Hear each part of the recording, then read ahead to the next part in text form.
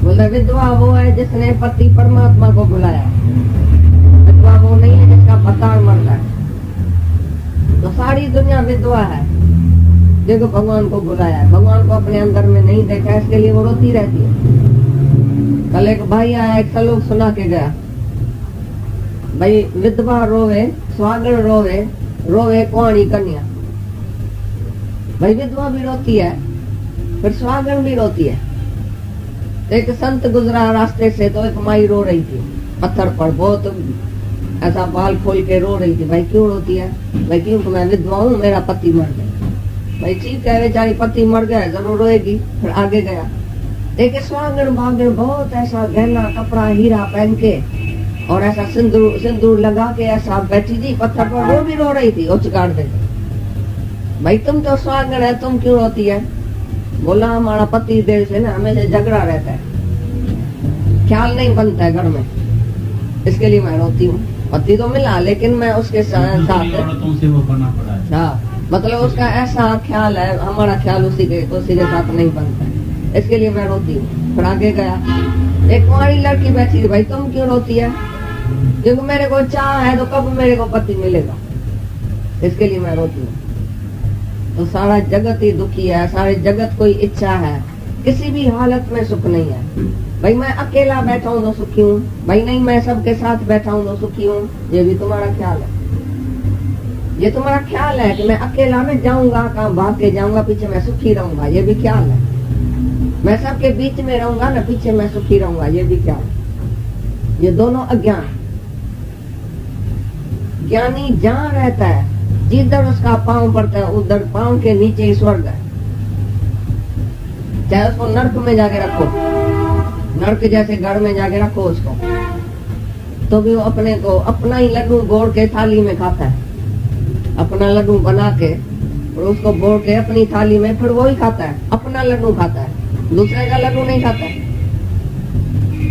वरना अपना ही आनंद है उसको, जहाँ बैठता है तो आनंद स्वरूप शांत स्वरूप अपने आनंद में बैठता है, बाकी सब ड्रामा ही देखता है, सच नहीं करके देखता है। तुम सच देखता है तो दुखी होता है, जो ड्रामे में रहता है वो दुखी नहीं है। ये सब ड्रामा है, पासिंग शो है, सब पास हो जाएगा।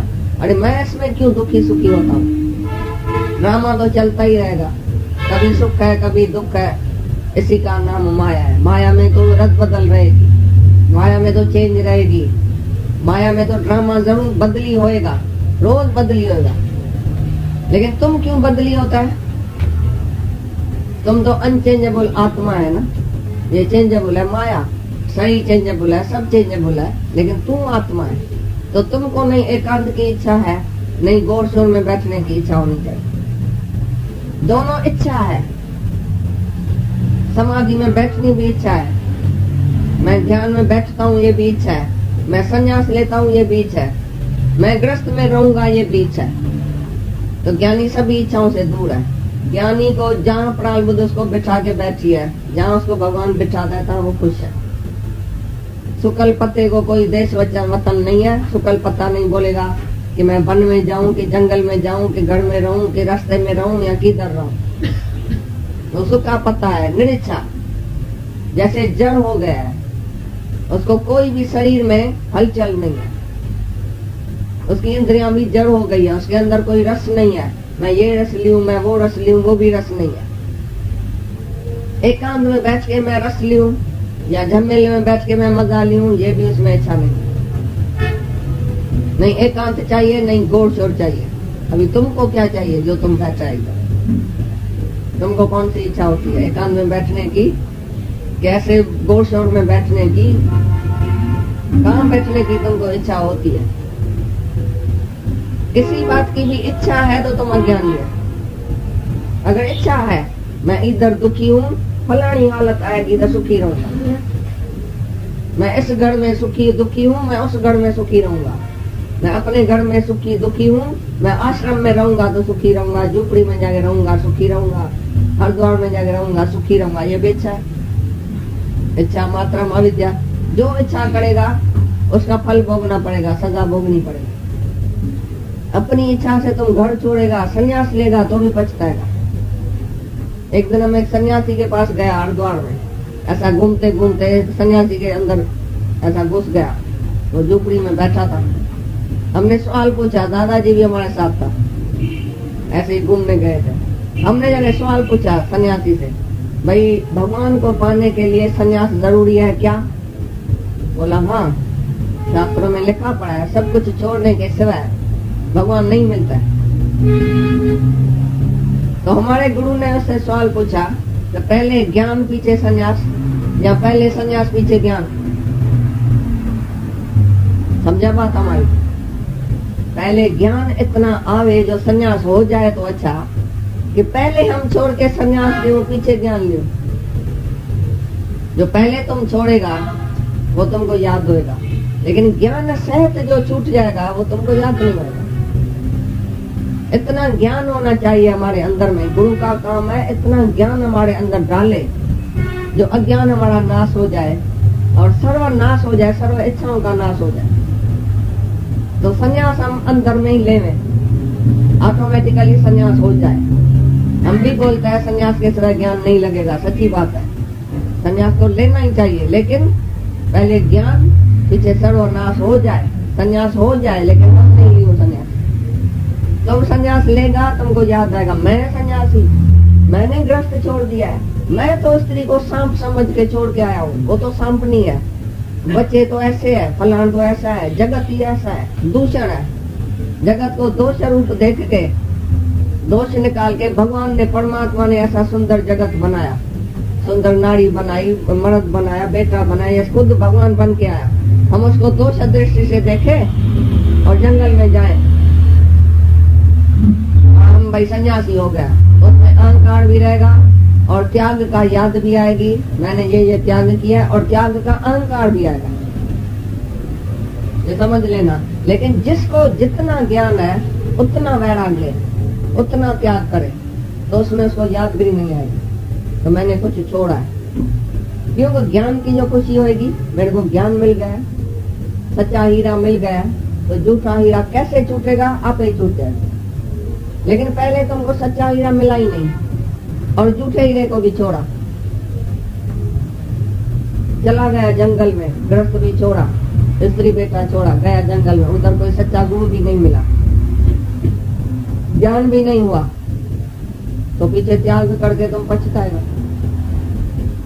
सन्यासी दोनों तरफ से चला जाता है, नहीं माया का मजा उसको मिलता है, नहीं भगवान का मजा मिलता है। लेकिन जिसको सच्चा गुरु मिल गया और जितना जितना उसको ज्ञान लगा उतना उसने अंदर खुशी से छोड़ा, खुशी से ख्वाब किया, तो वो दुखी नहीं होगा। जो जोड़ी त्याग करेगा, चाहे इधर भी गुरु के कहने पर किसने छोड़ा, मैंने शादी छोड़ी, मैंने बच्चा छोड़ा, मैंने ये छोड़ा, मैंने शादी छोड़ी, मैंने फलाना छोड़ा, सिनेमा छोड़ी, भाई गुरु के कहने पर छोड़ी या गुरु के डर से छोड़ी, तो भी अंदर वासना रहेगी।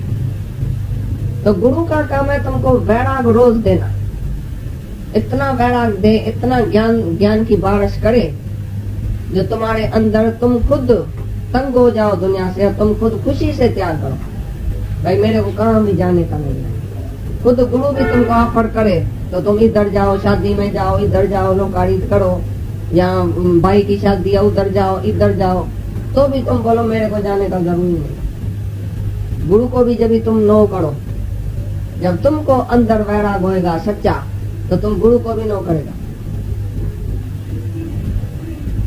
नहीं तो तुम बोले मैं तो गुरु से छुट्टी लेके पीछे जाता हूँ, तो गुरु थोड़ी बोलेगा नो, जबरदस्ती थोड़ी किसको नो करेगा। तुम बोलेगा अभी मैं शादी करूंगा, वेरी गुड, मैं आऊंगा शादी में, आइसक्रीम खाऊंगा, भले जाके करो। गुरु क्यों बोलेगा तुमको तुम शादी नहीं करो, तुम मौत में नहीं जाओ, तुम बर्बादी नहीं करो अपनी, भले करो। लेकिन जितना तुमको वैराग होगा, तुम गुरु को बोलेगा अरे मैं काय के लिए शादी करूंगा, मैं काय के लिए इधर जाऊंगा, मेरा क्या फायदा है, मैं क्यों अपनी शादी में ही नहीं गया तो दूसरे शादी में काय के लिए जाएगा। अपनी शादी नहीं किया है, मैं आत्मा हूँ तो शादी अपनी नहीं किया है तो दूसरे की शादी में क्यों जाऊँ, और मेरे को मरना नहीं है तो दूसरे के मरने पर क्यों जाऊँ। मैं ही नहीं मरूंगा, मैं शादी मौत मानता ही नहीं, तो दूसरे की शादी और मौत में कैसे जाऊंगा। ये तुम्हारे को अक्ल होना चाहिए ना, तुम्हारे को ज्ञान होना चाहिए ना। गुरु क्यों तुमको बोले इधर नहीं जाओ, इधर नहीं जाओ, ऐसा नहीं करो, शादी नहीं करो, बेटे की शादी पर नहीं जाना, काय के लिए बोले? जब तुम बोलो गुरु मेरे को बेटा होता है क्या मैं जाऊं, तुम्हारा बेटा है तुम जाओ शादी में, मैं क्यों जाऊं? ऐसा तुम जवाब दे सकते हैं? तुम्हारे बेटे की शादी होती है, तुम आगे गुरु को बोलो तुम्हारा बेटा है, हमारा बेटा है क्या?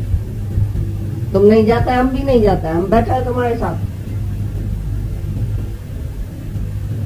लेकिन लोग को क्या बोलेगा, दुनिया क्या बोलेगी? तुम पग लगा के उधर जाके बैठेगा शादी में, मैं मिस्टर सो एंड सो, मैं मिसेज हूँ, मैं मम्मी हूँ, मैं डैडी हूँ, तुमको बड़ा मजा आएगा। दुनिया देखेगी भाई किसका बेटा है। हमारा दादा लड़की की शादी में खड़ा ही नहीं हुआ, भाग गया, शहर छोड़ के भाग गया उसी दिन जिस दिन शादी थी। उदयपुर में भाग गया, उधर भगत था उनका, उधर जाके ज्ञान सुनाया। बोला शादी वादी में मैं क्या बोलूँ, मैं कोई पिता हूँ क्या किसका? जो पिता हुए जाके खड़ा हो जाए। भागा नहीं, ऐसे ही चला गया। मतलब भागा मतलब क्या, उसी दिन गया ट्रेन में चढ़ के, ट्रेन में चढ़ के एक शहर में चला गया। कहाँ भाग गया? हाँ भाग गया। मैं ऐसा नहीं समझा उदयपुर भाग गया, ओ ये हरिद्वार भाग गया, हरिद्वार नहीं गया। वही तो। उनका भगत था, उनको जाके ज्ञान सुनाया। हाँ शादी में खड़ा ही नहीं हुआ, शादी के दिन वो चला गया सुबह सुबह। सारा घर नीचे ऊपर हो गया, ये सेन सज्जन आया, बहुत निंदा हुई।